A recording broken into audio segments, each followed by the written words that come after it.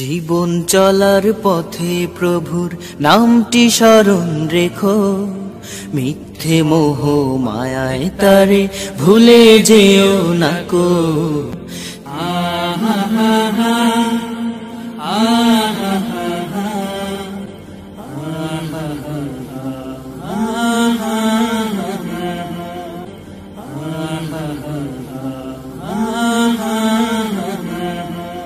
সমতার স্লোগান তোলা মানুষ যখন অসমভাবে তাদের কাজের ব্যত্যয় ঘটায়, তখন স্বভাবতই প্রশ্ন জাগে তা কি আসলেই সমতা নাকি অন্য কিছু। তেমনি অসম কাজের নাম হলো মানবদরদী মানুষের মানব বিধ্বংসী কাজ। তাদের নিয়ে আজকের আয়োজন। তবে তার আগে চলুন ঘুরে আসি পবিত্র কোরআন শিক্ষার আসর থেকে।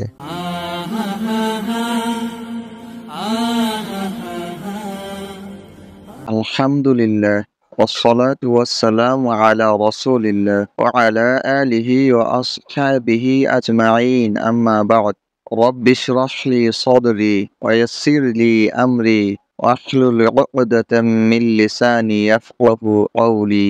শুরু করছি পবিত্র কোরআন শিক্ষার আসর সিজন 2 এর নতুন আরেকটি পর্ব। বিগত পর্বে আমরা কথা বলেছিলাম হরফের আকৃতি এবং তার সংযুক্তি নিয়ে। আজ আমরা সেই ব্যাপারটি আরো কিছু উদাহরণের সাহায্যে বোঝার চেষ্টা করব এবং হরফগুলোকে আরেকটু ভালোভাবে চেনার চেষ্টা করব ইনশাআল্লাহ।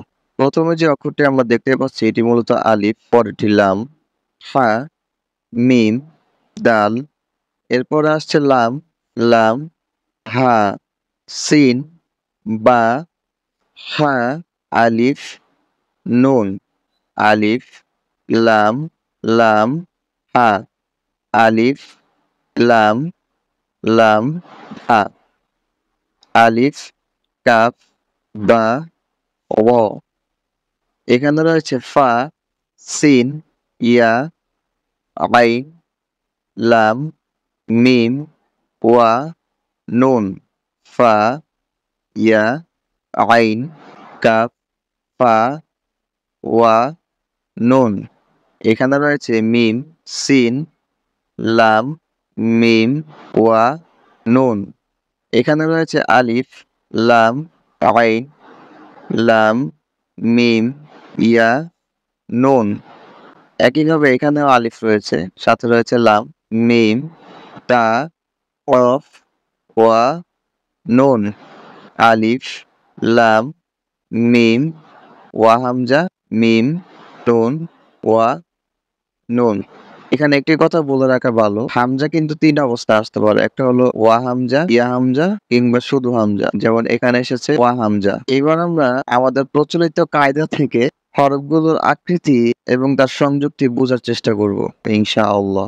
এখানে খেয়াল করুন, এখানে যে অক্ষরটি আমরা দেখতে পাচ্ছি এটি মূলত লাম, এটি ফা, সিন, কফ, ইয়া, নুন, ইয়া, নুন, ফা, আইন, কাফ, মিম, ইয়া, সিন, তা, ইয়া, কফ, নুন, লাম, লাম, মিম, তা, কফ, ইয়া, নুন, নুন, জিম, আইন, লাম, আ, মিম, আলিফ, লাম, লাম, আইন, লাম, মিম, ইয়া, নুন, লাম, নুন, সিন, হামজা, লাম, নুন, হা, মিম। এখানে রয়েছে লাম, ইয়া, জিম, মিম, আইন, নুন, কাফ, মিম, লাম, ইয়া, সিন, তা, খ, লাম, ফা, নুন, কাফ, মিম, মিম, সিন, তা, দত, আইন, ফা, ইয়া, নুন। কায়দা থেকে এই অংশ পরপরই শেষ হয়ে যাচ্ছে আমাদের আজকের এপিসোড। আশা করি আজকের পর্বের মাধ্যমে হরফের সংযুক্তি ও আকৃতি বিষয়ক পর্বটি বুঝতে আপনাদের আরো বেশি সহায়ক হবে ইনশাআল্লাহ। সে আশা ব্যক্ত রেখে আজকের পর্ব থেকে এখানেই বিদায় নিচ্ছি। এবার আমরা চলে যাব আমাদের চলমান আলোচনায় ইনশাআল্লাহ।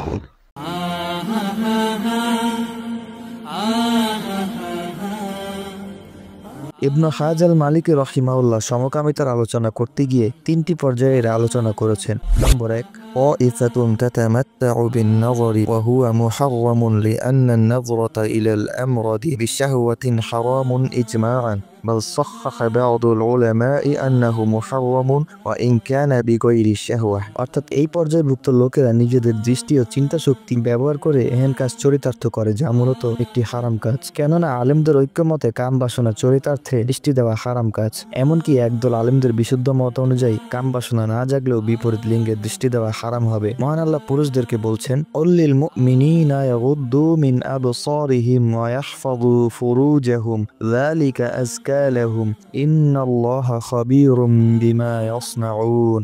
অর্থাৎ মুমিন পুরুষদেরকে বলো তারা যেন তাদের দৃষ্টিকে সংযত রাখে এবং তাদের লজ্জাস্থানের হেফাজত করে, এটা তাদের জন্য মহাপবিত্রতার বিষয়। নিশ্চয়ই তারা যা করে সেই বিষয়ে তিনি খবর রাখেন। নারীদেরকে বলছেন, অল্লিল মুমিনাতি ইয়াগুদ্দুনা মিন আবসারিহিন্না ওয়া ইয়াহফাযনা ফুরুজাহুন্না। অর্থাৎ মুমিন নারীদেরকে বলো তারা যেন দৃষ্টিকে সংযত রাখে এবং তাদের লজ্জাস্থানের হেফাজত করে। আবু সাঈদ আল খুদরি রাদিয়াল্লাহু আনহু তার পিতা থেকে বর্ণনা করে বলেন, আল্লাহর রাসূল সাল্লাল্লাহু আলাইহি ওয়াসাল্লাম বলেছেন, লা ইয়ানজুরুর রাজুলু ইলা আওরাতির রাজুলি ওয়া লা তানজুরুল মারআতু ইলা আওরাতিল মারআতি ولا يفضي الرجل إلى الرجل في الثوب الواحد ولا تفضي المرأة إلى المرأة في الثوب الواحد। অর্থাৎ কোনো পুরুষ অন্য কোনো পুরুষের গুপ্তাঙ্গের দিকে দৃষ্টি দেবে না এবং কোনো নারীও অপর কোনো নারীর গুপ্তাঙ্গে দৃষ্টি দেবে না। কোনো পুরুষ যেন অপর কোনো পুরুষের সাথে একই কাপড়ের নিচে অবস্থান না করে এবং কোনো নারী যেন অপর কোনো নারীর সাথে একই কাপড়ের নিচে অবস্থান না করে। নম্বর 2, والطائفة الثانية يتمتعون بالملاعبة والمباسطة والمعانقة وغير ذلك عدا فعل الفاحشة الكبرى। অর্থাৎ এই দ্বিতীয় পর্যায়ের লোকেরা খেলার ছলে অতিশয় আন্তরিক হওয়া, আলিঙ্গন কিংবা অন্য কিছুর মাধ্যমে এহেন কাজ চরিতার্থ করে, তবে তারা বড় কোনো অশ্লীল কাজে লিপ্ত হয় না। মহান আল্লাহ বলছেন, ওয়ালা তা'রাবুল ফাওয়াহিশা মা যাহারা মিনহা ওয়া মা বাতান।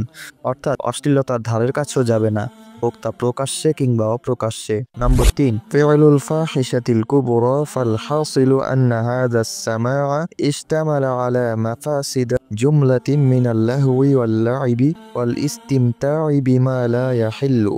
অর্থাৎ এই পর্যায়ের লোকেরা বড় পর্যায়ের অশালীন কর্মে লিপ্ত হয়। এই উদ্দেশ্য সাধনে খেলতামাশার মতো করে বিভিন্ন মন্দবাক্য ব্যবহার করে এবং এমন সব কথা পরস্পরকে শোনায় যা মূলত হারাম। আল্লাহর রাসূল সাল্লাল্লাহু আলাইহি ওয়াসাল্লাম বলেছেন, ইযা ইস্তাহাল্লাত উম্মতি খামসান ফাআলাইহিমুদ দামার ইযা যাহারাত তালাউনু ওয়া শারিবুল খুমুর ওয়া লাবিসুল হারির ওয়াত্তাখাযুল কিয়ান ওয়াক্তাফার রিজালু বির রিজালি ওয়ান নিসাউ বিন নিসাই।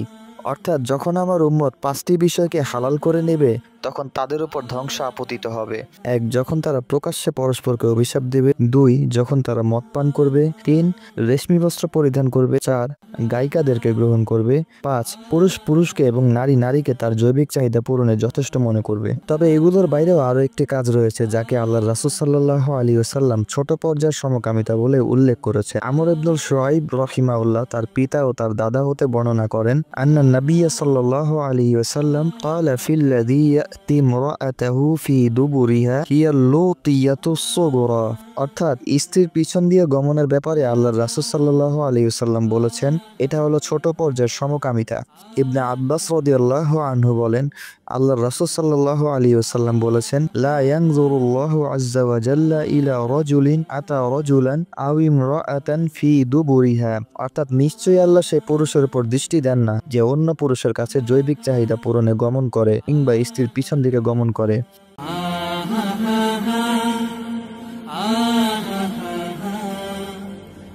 আমরা মুসলিমরা ইসলাম ছাড়া অন্য কোনো দিনকে সত্য হিসেবে স্বীকার করি না, কেননা মহান আল্লাহ বলেন, ওয়ামান ইয়াবতাগি গায়রাল ইসলামি দীনান ফালান ইউকবালা মিনহু ওয়া হুয়া ফিল আখিরাতি মিনাল খাসিরিন। অর্থাৎ আর যে ইসলাম ছাড়া অন্য কোনো দিন অন্বেষণ করবে কাশ্চিন কালেও তা গ্রহণ করা হবে না, আর আখিরাতে সে হবে ক্ষতিগ্রস্তদের অন্তর্ভুক্ত। কাজেই বৃত্তের বাইরে অবস্থানরত খ্রিস্ট, ইহুদি কিংবা সনাতন ধর্মীদের কেউ কেউ সমকামিতার প্রশ্নে ইসলামের সাথে একমত নাও হতে পারেন, কিন্তু তারা তাদের ধর্মগ্রন্থের ব্যাপারে কি বলবেন? যেমন বাইবেলের পুরাতন নিয়মের লোভীয় পুস্তকে বলা হচ্ছে, স্ত্রী লোকের সঙ্গে দেহে মিলিত হবার মতো করে পুরুষের সঙ্গে পুরুষের দেহে মিলিত হওয়া চলবে না, এটা একটা জঘন্য কাজ। 20 অধ্যায় বলা হচ্ছে হচ্ছে স্ত্রী লোকের সঙ্গে দেহে মিলিত হবার মতো করে যদি কেউ পুরুষের সঙ্গে মিলিত হয় তবে তো দুজনের পক্ষে একটা জঘন্য ব্যাপার, তাদের মেরে ফেলতে হবে। তারা নিজেদের মৃত্যুর জন্য নিজেরাই দায়ী। নতুন নিয়মের 1 করিন্থীয়তে বলা হচ্ছে, আর যারা অন্যায় করে তারা যে ঈশ্বরের রাজ্যের অধিকারী হবে না তা কি তোমরা জানো না? তোমরা ভুল করো না। যাদের চরিত্র খারাপ, যারা প্রতিমা পূজা করে, যারা ব্যভিচার করে, যারা পুরুষ বেশ্যা, যে পুরুষেরা সমকামী, যারা চোর, লোভী, মাতাল, যারা পরের নিন্দা করে এবং যারা জোচ্চোর, তারা ঈশ্বরের রাজ্যের অধিকারী হবে না। রোমীয় পুস্তকে বলা হচ্ছে, মানুষ এইসব করেছে বলে ঈশ্বর লজ্জাপূর্ণ কামনার হাতে তাদের ছেড়ে দিয়েছে। স্ত্রী লোকেরা পর্যন্ত পুরুষদের সঙ্গে স্বাভাবিক ব্যবহারের বদলে অন্য স্ত্রী লোকদের সঙ্গে অস্বাভাবিকভাবে খারাপ কাজ করেছে। পুরুষেরাও ঠিক তেমনি করে স্ত্রী লোকদের সঙ্গে তাদের স্বাভাবিক ব্যবহার ছেড়ে দিয়ে পুরুষদের সঙ্গে কামনায় জ্বলে উঠেছে। পুরুষদের সঙ্গে লজ্জাপূর্ণ খারাপ কাজ করেছে, ফলে তারা প্রত্যেকেই তার অন্যায় কাজের পাওনা শাস্তি নিজের মধ্যেই পেয়েছে। হিন্দু ধর্মগ্রন্থ মনুস্মৃতির 8ম অধ্যায় বলা হচ্ছে, কন্যাই যদি অপর কন্যাকে অঙ্গুলি প্রক্ষেপে দূষিত করে তাহলে তার 200 পণ দণ্ড হবে। সেই কন্যা দ্বিগুণ শুল্ক তার পিতাকে দিবে এবং 10 বেত্রাঘাত পাবে। যে স্ত্রীলোক কন্যাকে অঙ্গুলি প্রক্ষেপে নষ্ট করে তৎক্ষণাৎ তার মাথা মুড়ানো হবে এবং তার 2টি অঙ্গুলি কর্তন করতে হবে এবং তাকে গাধায় চড়িয়ে ঘোরানো হবে। এই 3টি ধর্মের বাইরেও বৃত্তের বাইরে এমন কিছু লোকের অবস্থান রয়েছে যাদের ধর্ম মানেই হলো বিজ্ঞান নামা, কিন্তু সেই বিজ্ঞান কি আসলেই সমকামিতার পক্ষে?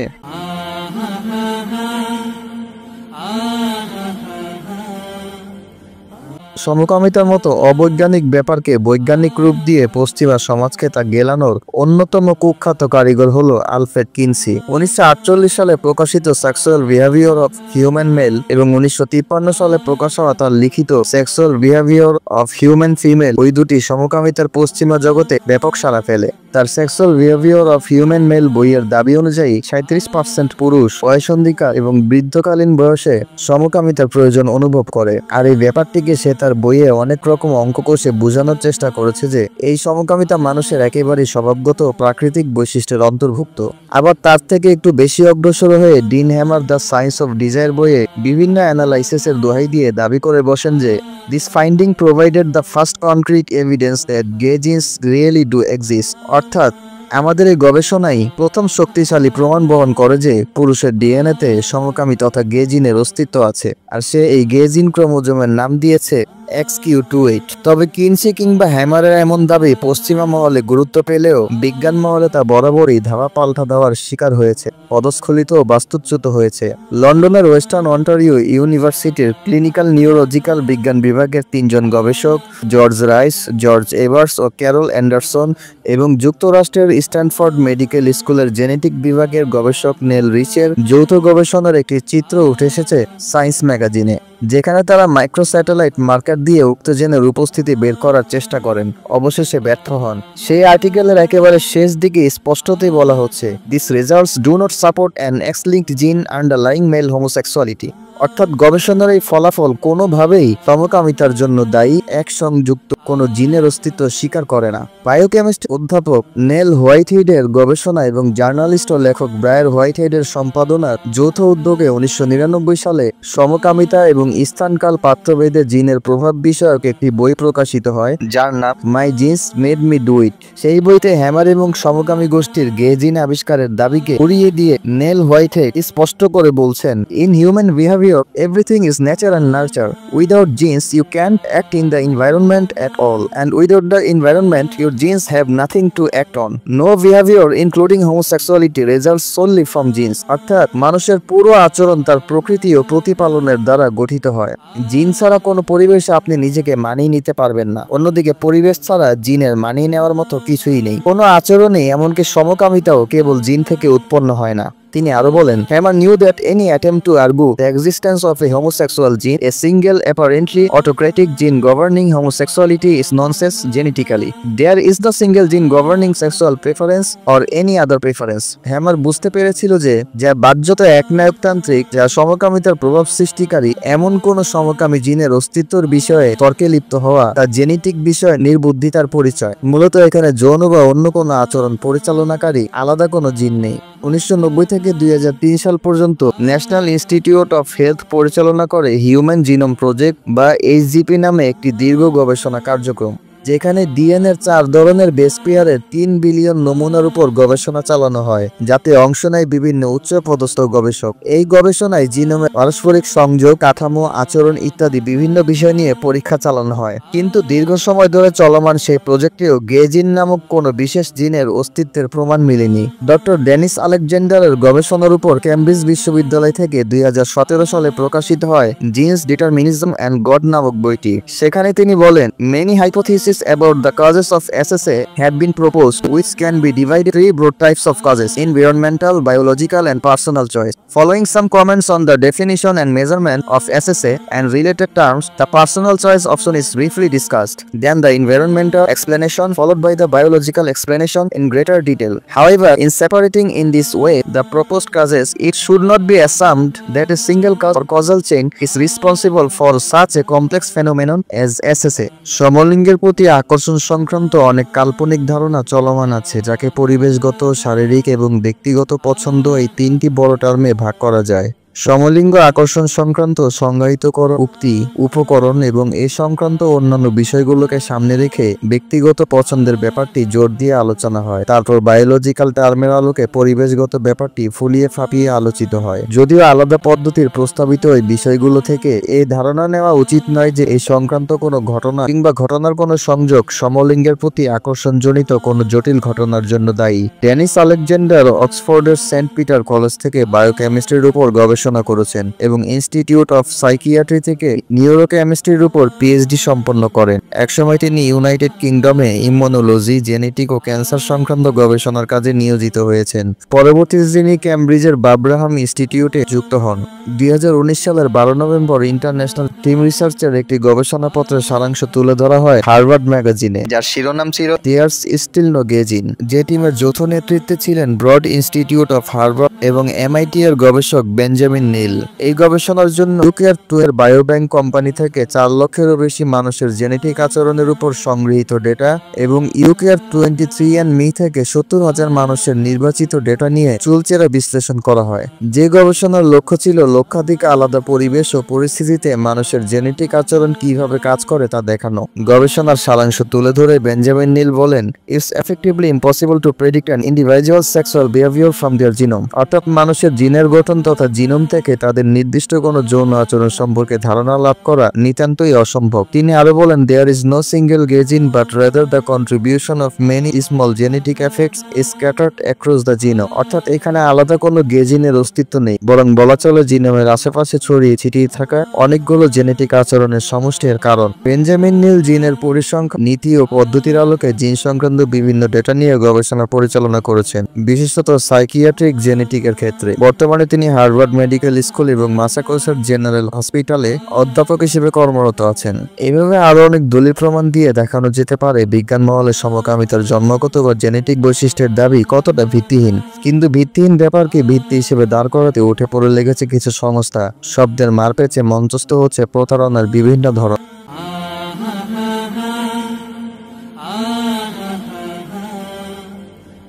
জাতীয় এইডস সংস্থা বা এসটিডি কন্ট্রোল, যার সংক্ষিপ্ত নাম এনএসপি, এই সংস্থা থেকে 2016 সালে প্রকাশিত হয় চতুর্থ national strategic plan for HIV and AIDS response 2018 থেকে 2022।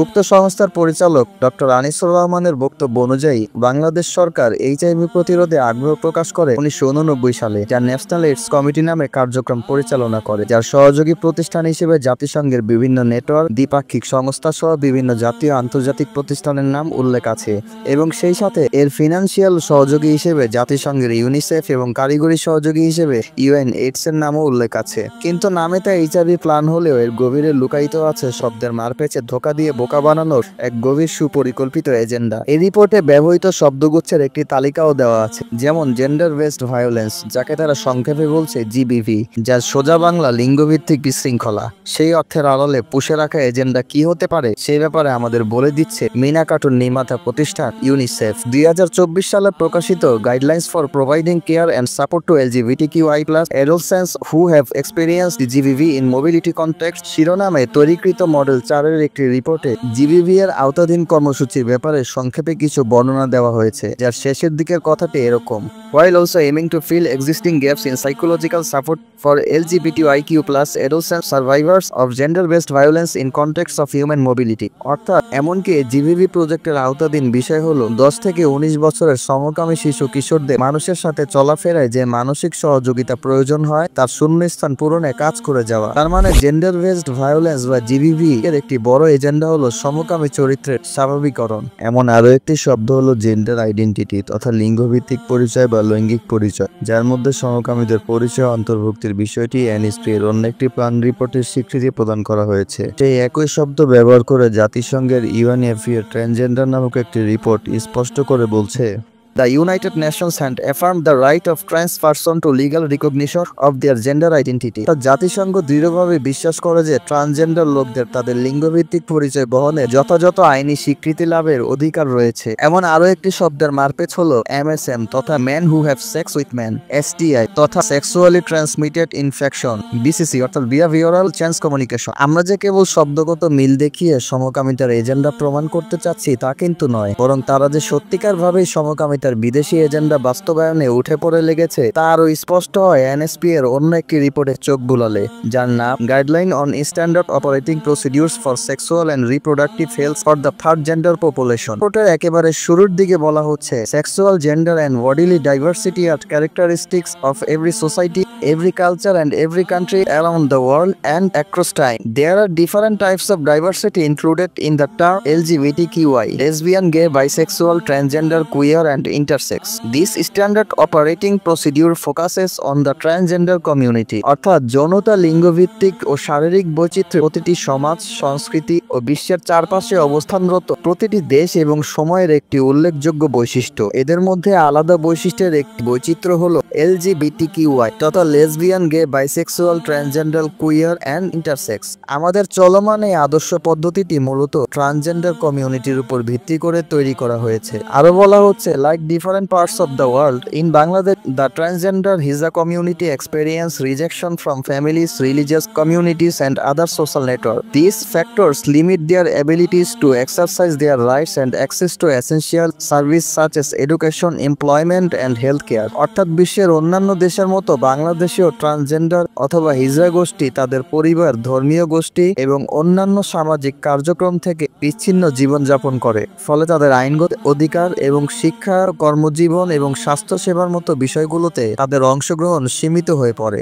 তারা আরো বলছে, transgender people are citizen of Bangladesh and legally they have access to different facilities and service. This operating guideline describe the detailed process of on services of sexual and reproductive health and rights। মূলত transgender গোষ্ঠী বাংলাদেশের নাগরিক এবং তাদেরও আইনগতভাবে বিভিন্ন সুযোগ সুবিধা এবং সেবায় অংশগ্রহণ লাভ নিশ্চিত হওয়া উচিত। এই কার্যক্রমের বিভিন্ন দিক নির্দেশনা সেই সমস্ত যৌন সেবামূলক এবং প্রজনন, স্বাস্থ্য ও অধিকার নিয়ে কথা বলবে। ট্রান্সজেন্ডারকে তারা কখনো কখনো থার্ড জেন্ডার বা হিজড়া নামে অভিহিত করলেও তার আসল উদ্দেশ্য যে হিজড়া বা তৃতীয় লিঙ্গ নয় তা স্পষ্টভাবে বোঝা যায় তাদের দেওয়া ট্রান্সজেন্ডারের সংজ্ঞায়। উক্ত রিপোর্টে আরো বলা হচ্ছে, transgender is an umbrella term used to describe people who do not identify with the gender they are assigned at birth. Therefore, a transgender individual can be anyone who does not identify with their given gender identity. In modern cultures, infants are assigned a gender role from the time that they are born. This differentiation is done based on the biological sex of the individual. If the infant has a penis, they are assigned to be a man, and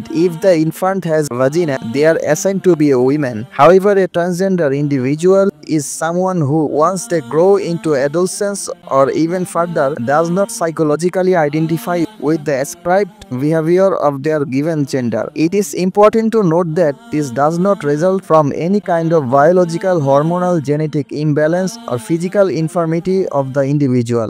অর্থাৎ transgender শব্দটি বিস্তৃত অর্থ বহনকারী শব্দ, যা ব্যবহৃত হয় এমন লোকদের বোঝাতে যারা জন্মগত লৈঙ্গিক পরিচয় শনাক্ত করতে পারে না। সে মতে ট্রান্সজেন্ডার হলো এমন প্রত্যেক আলাদা বৈশিষ্ট্য সম্পন্ন ব্যক্তি যে তার জন্মগত লিঙ্গ শনাক্ত করতে পারে না। এই আধুনিক যুগে একজন শিশু সেই লৈঙ্গিক পরিচয় ভূমিকা রাখে যে পরিচয় সে জন্ম নেয়। এখানে পার্থক্য সূচিত হয়েছে আলাদা বায়োলজিক্যাল লৈঙ্গিক পরিচয়ের কারণে। সে মতে যদি কোনো শিশু পুরুষাঙ্গ সহ জন্মায় সে পুরুষ হিসেবে সমাজে ভূমিকা রাখে, আবার একজন শিশু যখন যোনিপথ সহ জন্মায় তখন সে নারী হিসেবে ভূমিকা রাখে। কিন্তু ট্রান্সজেন্ডার হলো এমন এক আলাদা ব্যক্তি, কিশোর বা এমন অন্য কোনো বয়সে পৌঁছানোর পর তাদের লৈঙ্গিক আচরণগত দিক মনস্তাত্ত্বিকভাবে আঁচ করতে পারে না। এক্ষেত্রে আরো একটি বিষয় মনে রাখতে হবে যে এটা কোনো বায়োলজিক্যাল, হরমোনাল, জেনেটিক ভারসাম্যহীনতা বা আলাদা কোনো শারীরিক দুর্বলতার কারণ নয়। সোজা কথায় তা হলো শরীফ থেকে শরীফা হওয়ার মতো জেন্ডার। আমরা জানি আসিফ মাহতাব ইস্যুতে ব্র্যাক ইউনিভার্সিটি সমকামিতা প্রীতির ব্যাপারটি অস্বীকার করেছে, কিন্তু তা যে সত্য নয় তার স্পষ্ট প্রমাণ তাদের প্রকাশিত রিপোর্টে। 2022 অক্টোবরে ব্র্যাক ইউনিভার্সিটি প্রকাশ করে একটি গবেষণাপত্র যার নাম an exploratory look into the increasing visibility of queer themed content Dhaka based youth dominated social media platforms, যা প্রস্তাব করেছেন উক্ত ইউনিভার্সিটির ইকোনমি ও সোশ্যাল সায়েন্স অ্যাক্টিভিস্ট মাশাক হোসেন। উক্ত থিসিসে মাশাক হোসেন আফসোস করে লিখেছে, Bangladesh is not the safest country for the LGBTQIA population and it's অলি। অর্থাৎ বাংলাদেশে LGBTQIA গোষ্ঠী এবং এমন আদর্শের লোকদের জন্য নিরাপদ কোনো জায়গা নয়। সে আরো লিখেছে, despite that Bangladeshi virtual space is becoming heavy with queer friendly content. Against this backdrop, the study explores the factors contributing to the increasing visibility of queer-themed content across Dhaka-based youth-dominated social media platforms. I conducted both primary and secondary research to look deeper into the phenomenon. I reviewed academic journals, newspapers, articles, and reports for secondary research and took participant interviews for primary research. অর্থাৎ এর বিপরীতে বাংলাদেশের virtual মাধ্যমগুলো সমকামী চিন্তাধারার খুবই উপযোগী মাধ্যমে পরিণত হচ্ছে। সে মতে ঢাকা এবং যুব সমাজ দ্বারা নিয়ন্ত্রিত বিভিন্ন সোশ্যাল প্ল্যাটফর্মে সমকামী দৃষ্টিভঙ্গি সংক্রান্ত ক্রমবর্ধমান থিমের বিভিন্ন কারণ নিয়ে বিভিন্ন পরিসরে কাজ করতে গবেষণা চালানো হয়। আমি প্রাথমিক ও মাধ্যমিক উভয় পর্যায়ে উক্ত কাজে গভীরভাবে দৃষ্টি দিতে পরিচালনা কাজে অংশগ্রহণ করেছিলাম। আমি মাধ্যমিক পর্যায়ে গবেষণার জন্য বিভিন্ন একাডেমিক জার্নাল, নিউজপেপার আর্টিকেল এবং বিভিন্ন রিপোর্টকে সামনে রেখেছি, আর প্রাথমিক পর্যায়ের গবেষণার জন্য বিভিন্ন অংশগ্রহণকারীদের সাক্ষাৎকার সংগ্রহ করেছি।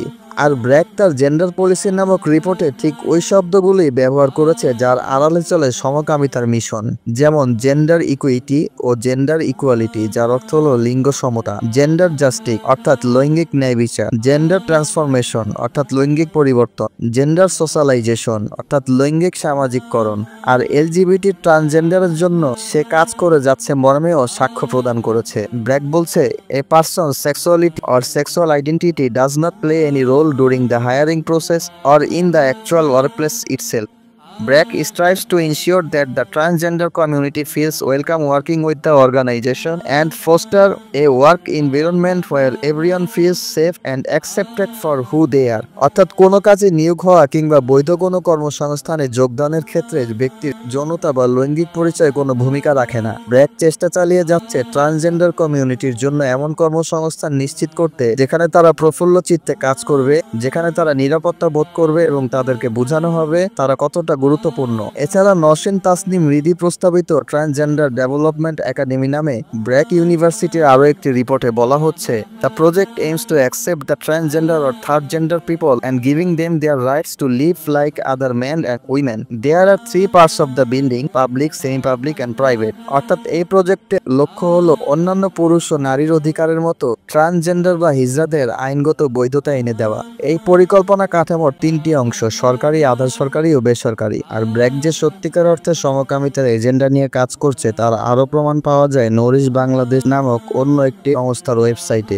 যেখানে ব্র্যাকের সমকামিতার এজেন্ডার কথা স্বীকার করা হয়েছে। ওদিকে আবার ট্রান্সজেন্ডারকে থার্ড জেন্ডারের মুখোশে পাঠ্যপুস্তকে অবাধ বিচরণ করাতে সক্ষম হয়েছে কথিত বন্ধু ওয়েলফেয়ার সোসাইটি। এছাড়াও এসব এজেন্ডা বাস্তবায়নে কাজ করছে inclusive Bangladesh, voice of Bangladesh বা বব, অপরাজেয় বাংলাদেশের মতো ছোট বড় অনেক প্রতিষ্ঠান। এছাড়া আরো আছে হঠাৎ হিরো বনে যাওয়া কিছু আইনজীবী, আছে কথিত সুশীল অজ্ঞজীবী, আছে নামে বেনামে গড়ে ওঠা রাজনৈতিক দল ও হলুদ মিডিয়ার অংশগ্রহণ। এদিকে হিউম্যান রাইটস ওয়াচ সমকামিতাকে মানবাধিকার হিসেবে স্বীকৃতি দিয়ে বলছে, Human Rights Watch works for lesbian, gay, bisexual and transgender people's right and with activist representing a multiplicity of identity and issues. অর্থাৎ হিউম্যান রাইটস ওয়াচ এই সংস্থাটি এলজিবিটি অধিকার ইস্যু এবং এই বিষয়ে সক্রিয় কর্মীদের সাথে বিভিন্ন পরিচয় ও সমস্যা নিয়ে কাজ করে। এই যদি হয় মানবাধিকার, তাহলে মানব বিধ্বংসী কোনটি? সত্যিই কি এরা মানব দরদি?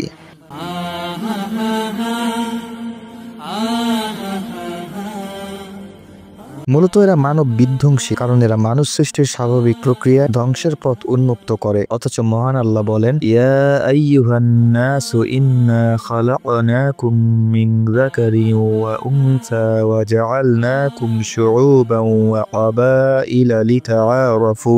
অর্থাৎ হে মানুষ, আমি তোমাদেরকে সৃষ্টি করেছি এক পুরুষ ও এক নারী থেকে এবং তোমাদেরকে বিভক্ত করেছি বিভিন্ন জাতি ও গোত্রে, যাতে তোমরা পরস্পর পরিচিত হও। এরা মানব বিধ্বংসী কারণ এরা নারী পুরুষের স্বাভাবিক জৈবিক কাঠামোতে পরিবর্তনকারী, যা একটা সমাজকে ধ্বংসের জন্য যথেষ্ট। ইবনে আব্বাস রাদিয়াল্লাহু আনহু বলেন, লাআনা রাসূলুল্লাহি সাল্লাল্লাহু আলাইহি ওয়াসাল্লাম আল মুতাশাব্বিহিনা মিনার রিজালি বিন নিসাই ওয়াল মুতাশাব্বিহাতি মিনান নিসাই বির রিজালি। অর্থাৎ নারীর সাদৃশ্য ধারণকারী পুরুষ ও পুরুষের সাদৃশ্য ধারণকারী নারীর উপর আল্লাহর রাসূল সাল্লাল্লাহু আলাইহি ওয়াসাল্লাম অভিসম্পাত করেছেন। ইবনে আব্বাস রাদিয়াল্লাহু আনহু এর বর্ণনায় আরো এসেছে, লাআনা রাসূলুল্লাহি সাল্লাল্লাহু আলাইহি ওয়াসাল্লাম আল মুখান্নাসিনা মিনার রিজালি ওয়াল মুতারাজ্জিলাতি মিনান নিসাই ওয়া ক্বালা আখরিজুহুম মিন বুয়ুতিকুম ফাআখরাজা রাসূলুল্লাহি সাল্লাল্লাহু আলাইহি ওয়াসাল্লাম ফুলানান ওয়া আখরাজা উমারু ফুলানান। অর্থাৎ নারীর বেশ ধারণকারী পুরুষ ও পুরুষের বেশ ধারণকারী নারীর উপর আল্লাহর রাসূল সাল্লাল্লাহু আলাইহি ওয়াসাল্লাম অভিসম্পাত করেছেন আর বলেছেন, তোমাদের ঘর থেকে তাদেরকে বের করে দাও। আল্লাহর রাসূল সাল্লাল্লাহু আলাইহি ওয়াসাল্লাম এমনই এক লোককে বের করে দিয়েছেন এবং একই কাজ ওমর রাদিয়াল্লাহু আনহু করেছেন। এরা মানব বিধ্বংসী কারণ এরা পৃথিবীর বুকে অতীব ঘৃণ্য আচরণ ও জঘন্যতর অশ্লীলতার প্রসার ঘটাতে চায়। মহান আল্লাহ বলেন, ইন্নাল্লাযীনা ইউহিব্বুনা আন তাশিআল ফাহিশাতু ফিল্লাযীনা আমানু লাহুম আযাবুন আলীমুন ফিদ দুনিয়া ওয়াল আখিরাহ আল্লাহু ইয়ালামু ওয়া আনতুম লা তা'লামুন। অর্থাৎ নিশ্চয় যারা মুমিনদের ভিতরে অশ্লীলতার প্রসার কামনা করে তাদের জন্য রয়েছে দুনিয়া ও আখিরাতে যন্ত্রণাদায়ক শাস্তি, আর আল্লাহ জানেন, তোমরা জানো না। এরা মানব বিধ্বংসী কারণ এদের শিকড় গাথা রয়েছে কওমে লুতের সাথে, যাদেরকে মহান আল্লাহ সমূলে ধ্বংস করে দিয়েছেন। মহান আল্লাহ বলেন, ওয়ালুতান ইয ক্বালা লিকওমিহি আতাতুনাল ফাহিশাতা মা সাবাকাকুম বিহা মিন আহাদিম মিনাল আলামিন ইন্নাকুম লাতাতুনার রিজালা শাহওয়াতাম মিন দুনিন নিসা বাল আনতুম কওমুম মুসরিফুন।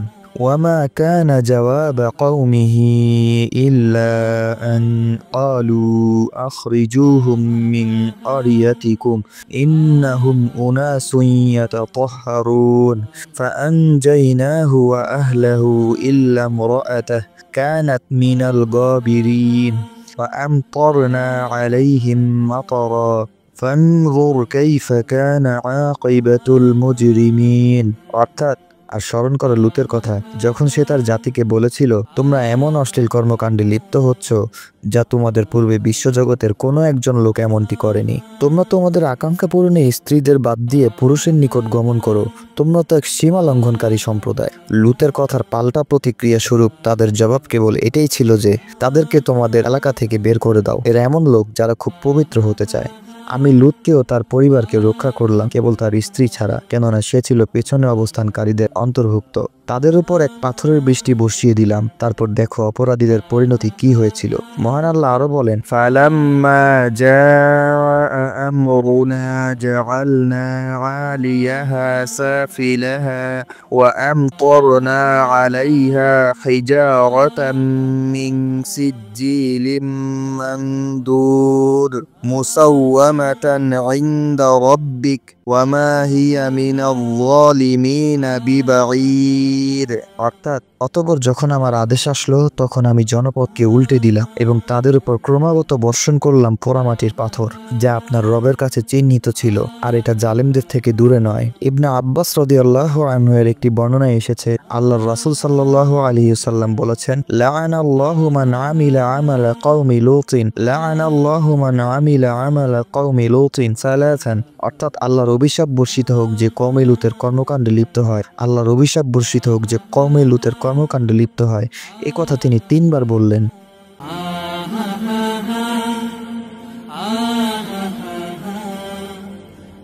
দিন ইসলাম এই অপরাধকে হারাম করেছে তা একেবারেই স্পষ্ট, কিন্তু এই স্পষ্টতা সত্ত্বেও যারা একে বৈধ গণ্য করে কিংবা করতে চায় তারা কি আদৌ মুসলিম?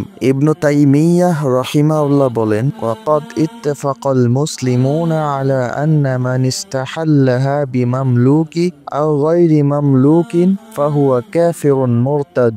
যে এই সমকামিতাকে হালাল মনে করবে, হোক তা দাসদাসী দ্বারা সংগঠিত সমকামিতা কিংবা অন্য কারো কর্তৃক, তাহলে মুসলিমদের ঐক্যমতে সে কাফের মুরতাদ। ইবনু কুদামা রাহিমাহুল্লাহ বলেন, ওয়ামান ইয়াতাকাদা হিল্লা শাইইন আজমিআ আলা তাহরিমিহি ওয়া যাহারা হুকমাহু বাইনাল মুসলিমিনা ওয়া জালাতিশ শুবহাতু ফীহি আন-নুসুসিল ওয়ারিদাতি ফীহি কালাহমিল খিনজিরি ওয়াজ জিনা ওয়া আশবাহি হাযা মিম্মা লা খিলাফা ফীহি কাফার। অর্থাৎ যার হারাম হওয়ার ব্যাপারে সকলেই একমত, এমন কোন বিষয়কে যে হালাল জ্ঞান করে অথচ তা হারাম হওয়ার ব্যাপারে মুসলিমদের মাঝে ব্যাপক প্রসার রয়েছে এবং তা হারাম হওয়ার ব্যাপারে বিভিন্ন দলিল প্রমাণের আলোকে মুসলিমদের মাঝে স্পষ্ট করা গিয়েছে এবং সন্দেহ দূর করা গিয়েছে, যেমন শুকরের মাংস, জিনা এবং এমন আরো অন্যান্য বিষয়ে তার কাফের হওয়ার ব্যাপারে কোনো মতবিরোধ নেই। আব্দুল আজিজ বিন বাজ রাহিমাহুল্লাহ বলেন, ফাইদা ইস্তাহাল্লা জিনা মাসালান আউর রিবা আউল লাওয়াতা আউল উআ আউস সারিকাতা আও মা আশবাহা যালিক ইনতাকাদা ইসলামুহু ওয়া সারা ফি হুকমিল মুরতাদ্দিন। অর্থাৎ যখন কোনো ব্যক্তি ব্যভিচার, সুদ, সমকামিতা, পিতামাতার অবাধ্যতা, চুরি কিংবা এই জাতীয় কোনো কাজকে হালাল গণ্য করে, তখন তার ইসলাম ভঙ্গ হয়ে যাবে এবং তার উপর মুরতাদ হওয়ার হুকুম বর্তাবে। সালেহ আল ফাওজান হাফিজাহুল্লাহ বলেন, ইযা ইস্তাহাল্লা মা হারামাল্লাহু ফাইন্নাহু ইয়াকফুর কামা লাউ ইস্তাহাল্লা রিবা আউল খামরা আউল মাইতাতা আও লাহমাল খিনজিরি আউইজ জিনা ইযা ইস্তাহাল্লা মা হারামাল্লাহু কাফারা বিল্লাহ। অর্থাৎ আল্লাহ যা হারাম করেছেন এমন কোন কাজকে যে হালাল হিসেবে গণ্য করে সে কাফের। যেমন কেউ সুদ, মদ, মৃত পশুর মাংস, শুকরের মাংস কিংবা জিনাকে হালাল ঘোষণা করলো, এইভাবে যখন সে আল্লাহর কৃত হারামকে হালাল করে নিল, সে আল্লাহর প্রতি কুফরি করলো। নাসিরউদ্দিন আলবানী রাহিমাহুল্লাহ বলেন, লাউ ইস্তাহাল্লা আইয়া শাইইন হুয়া ইয়ামালুহু আন্নাল্লাহা ক্বাদ হারামাহু বিকলবিহি ওয়া লাম ইয়ারতাকিবহু বিআমালিহি ফাহুয়া কাফিরুন মুরতাদ্দুন আন দীনিহি। অর্থাৎ আল্লাহ যা হারাম করেছেন এমন কোন কাজকে যে অন্তর থেকে হালাল গণ্য করে এবং কাজে কর্মে বাস্তবায়ন করে না, সে দ্বীন ইসলামের প্রতি কুফরি করলো আর সে হলো মুরতাদ।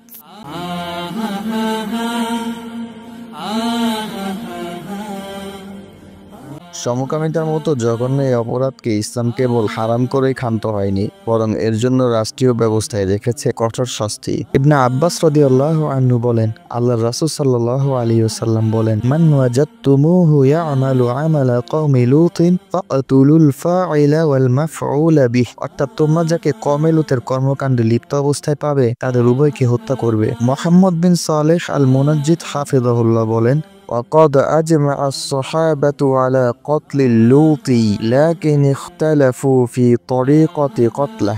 অর্থাৎ সাহাবায়ে কেরামগণ এই ব্যাপারে একমত যে সমকামীকে রাষ্ট্রীয় আইনে হত্যা করতে হবে, তবে তার পদ্ধতি কি হবে সে বিষয়ে মতপার্থক্য আছে। যেমন আবু নাজরা রাহিমাহুল্লাহ বলেন, ইবনে আব্বাস রাদিয়াল্লাহু আনহু সমকামিতার রাষ্ট্রীয় আইনমূলক শাস্তি কি হবে সে ব্যাপারে বলেন, ইউনযুরু আলা বিনাইন ফিল ক্বরিয়া ফায়ুরমা বিহি মুনাক্কাসান সুম্মা ইউতবাউল হিজারা। অর্থাৎ তাকে মাটিতে অর্ধেক গেড়ে সে জনপদের সবচাইতে উঁচু কোনো স্থাপনার উপর থেকে বড় পাথর ছেড়ে দিতে হবে। ইয়াজিদ ইবনে কায়েস রাহিমাহুল্লাহ বলেন, আন্না আলিয়ান রাজামা লূতিয়া, তথা আলী রাদিয়াল্লাহু আনহু সমকামীদের রজম করেছেন। প্রায় একই কথা অন্যান্য সালাফদের থেকেও এসেছে। যেমন ইবনে শিহাব আজ-জুহরি রাহিমাহুল্লাহ বলেন, আল-লূতিয়্যু ইউরজামু আহসিন আও লাম ইহসান। অর্থাৎ সমকামীদের রজম করতে হবে, সে অবিবাহিত হোক কিংবা বিবাহিত। ইব্রাহিম ইব্রাহিম রাহিমাহুল্লাহ বলেন, লাউ কানা আহাদুন ইয়ামবাগি লাহু আন ইউরজামা মাররাতাইনি লাউজিমা লুতি, তথা যদি কেউ দুবার কোনো ব্যক্তির রজম করতে চায় তবে সেটা হলো সমকামিতার রজম। হাসান ও মুগীরা রাহিমাহুল্লাহ উভয় ইব্রাহিম রাহিমাহুল্লাহ থেকে আরো বর্ণনা করেন, হাদ্দুল লুতি হাদ্দুজ জানি, অর্থাৎ সমকামিতার শাস্তি জিনার শাস্তির অনুরূপ।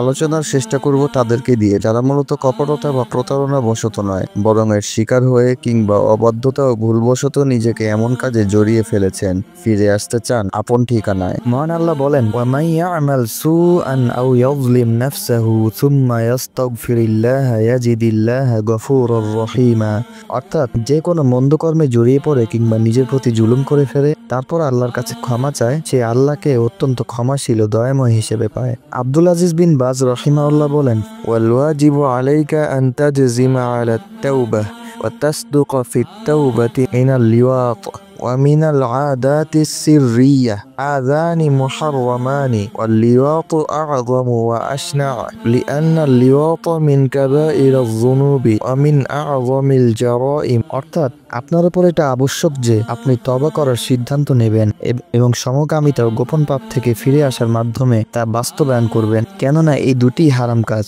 সমকামিতা খুবই বড় ধরনের কুৎসিত কাজ, কারণ এটা বড় পাপ সময়ের অন্তর্ভুক্ত এবং সবচাইতে বড় অপরাধ সময়ের একটি। জীবন চলার পথে প্রভুর নামটি স্মরণ রেখো, মিথ্যে মোহ মায়ায় তারে ভুলে যেও না কো।